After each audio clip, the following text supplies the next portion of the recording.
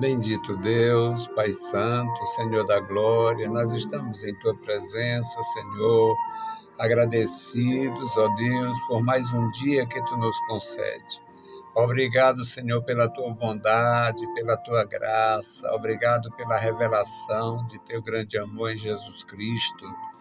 Obrigado, Senhor, pela Tua igreja, Senhor, que nos acolhe, nos ajuda, nos dá, meu Senhor, um espaço especial, um ambiente, Senhor, de louvor, de adoração ao Teu santo nome.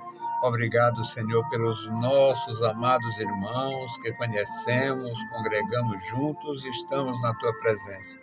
Obrigado, Senhor, por aqueles que nós mesmos não conhecendo, Senhor, sabemos que são servos, sabemos que estão Te servindo, Te amando e fazendo a Tua obra.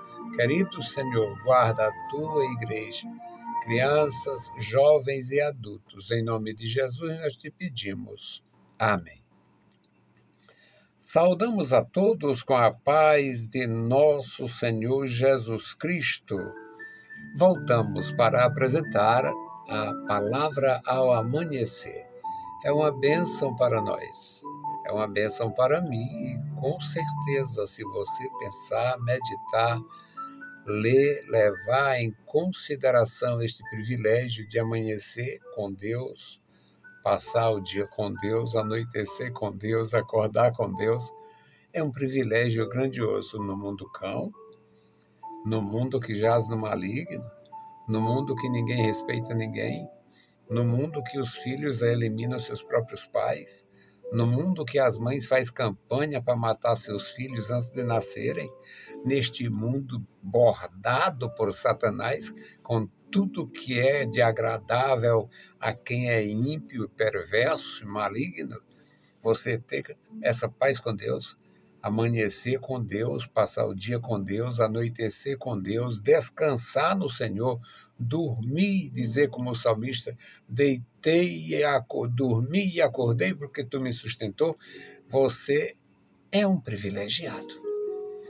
Privilégio que nos vem através de nosso Senhor Jesus Cristo, o Cordeiro de Deus que tirou o pecado, que tira o pecado. Tirou com o seu sacrifício e tira com a nossa humilhação na sua presença, pedindo socorro. Então, vamos meditar na palavra de Deus e hoje o nosso texto é o Salmo de número 22, versículos de 1 a 11, as angústias do Messias. Possivelmente você já leu e não entendeu. Possivelmente você já leu e achou parecido com o texto do Evangelho de Mateus. Pois é o Salmo 22, as angústias do Messias. Salmo 22, de 1 a 11. Deus meu, por que me desamparaste?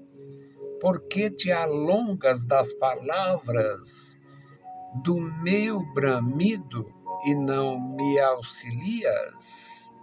Deus meu, eu clamo de dia e Tu não me ouves, de noite e não tenho sossego. Porém, Tu és santo, o que habita entre os louvores de Israel. Em Ti confiaram nossos pais, confiaram e Tu os livraste. A Ti clamaram e escaparam. Em Ti confiaram e não foram confundidos. Mas eu sou verme e não homem, opróbrio dos homens e desprezado do povo. Todos os que me veem zombam de mim, estendem os beiços e meneiam a cabeça, dizendo: confiou no Senhor, que eu livre-o, pois nele tem prazer. Mas Tu és o que me tiraste do ventre, o que me preservaste, estando ainda aos seios de minha mãe. Sobre Ti fui lançado desde a madre.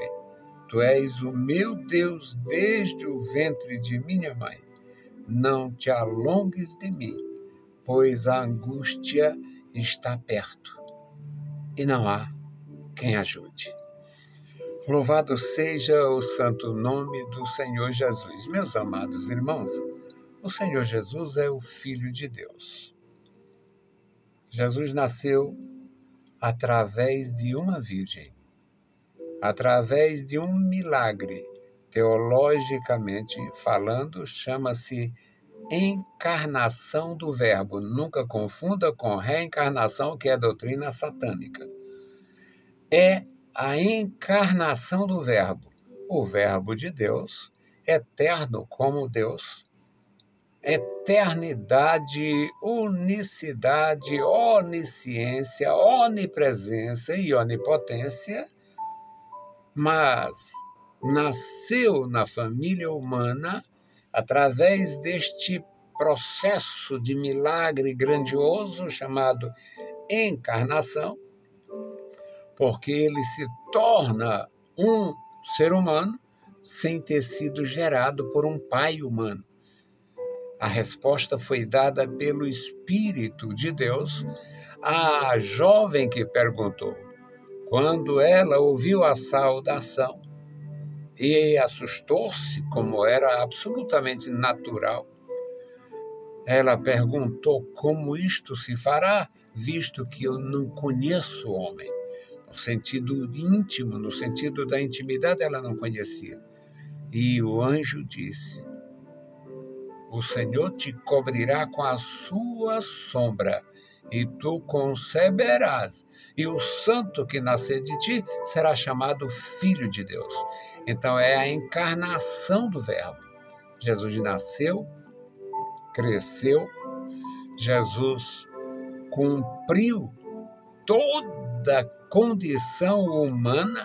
Os filhos do diabo questionam, e até filhos do diabo com carteirinha evangélica.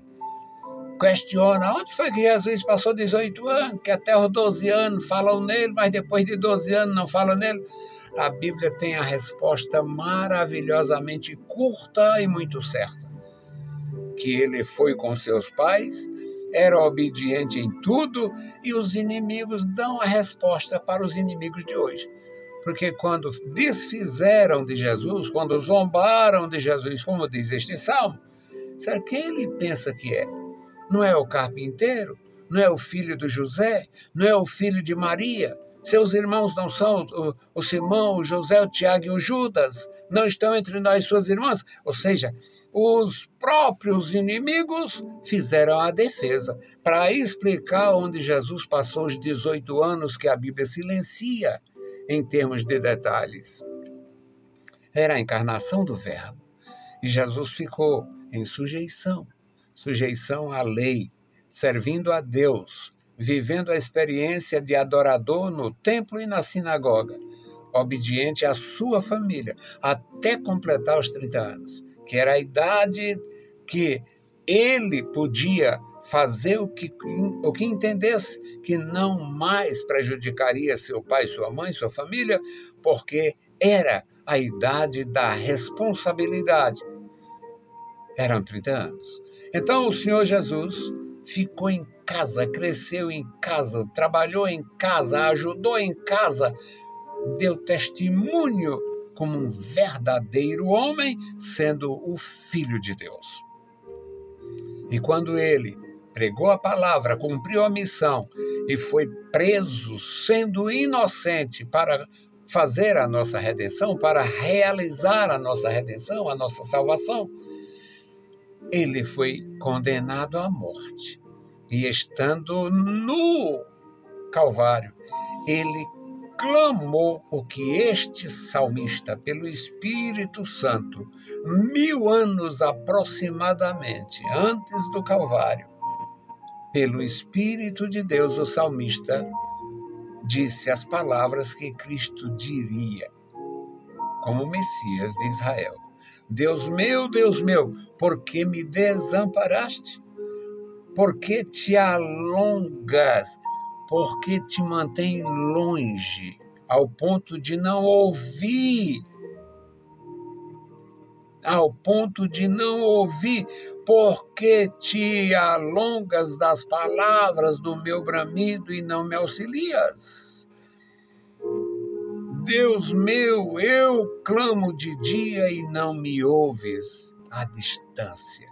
Ele estava na terra, na condição de Cordeiro de Deus, e iria absolver no seu ser, iria levar no seu corpo a nossa maldade, o nosso pecado, a nossa miséria, a nossa impiedade. Tudo recairia sobre ele como o Cordeiro de Deus.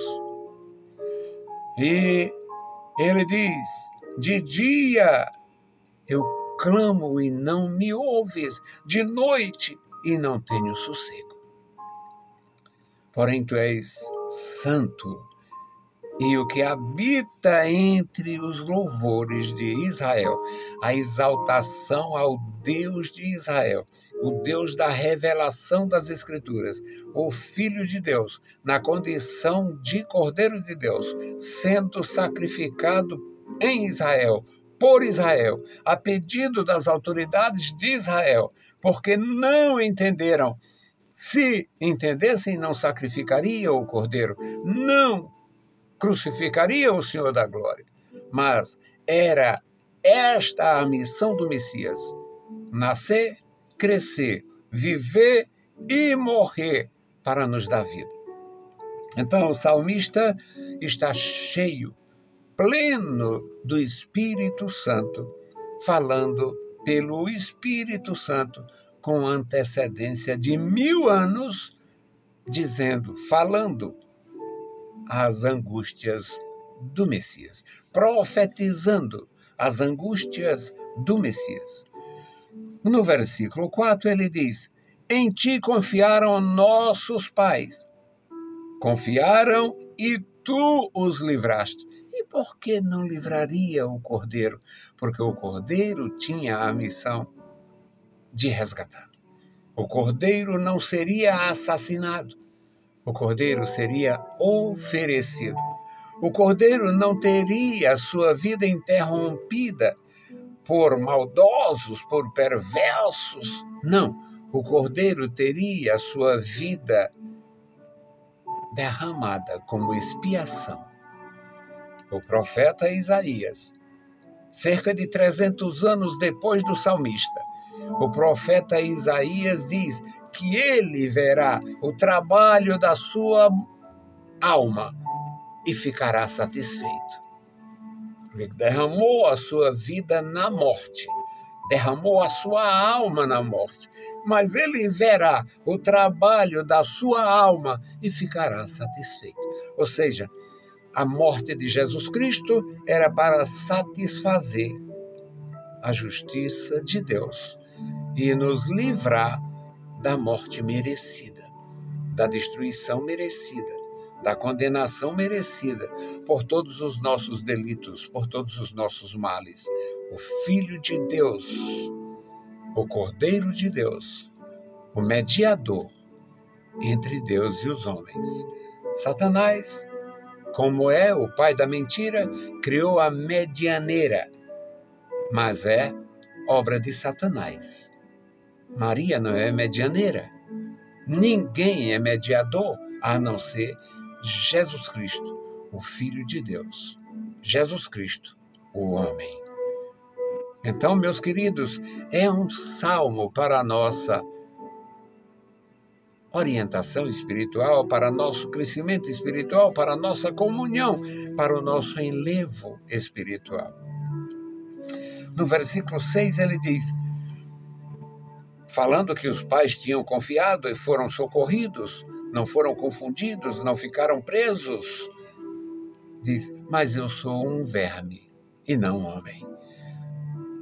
Ele não era um homem no sentido de ter a vida humana gerada por um homem para ter aquela longevidade do Matusalém, do Melquisedeque, do Adão, do Josué, com 110 anos. Não, ele sim era o Cordeiro de Deus, criado com esta finalidade, e na visão de quem o desprezava, era apenas um verme.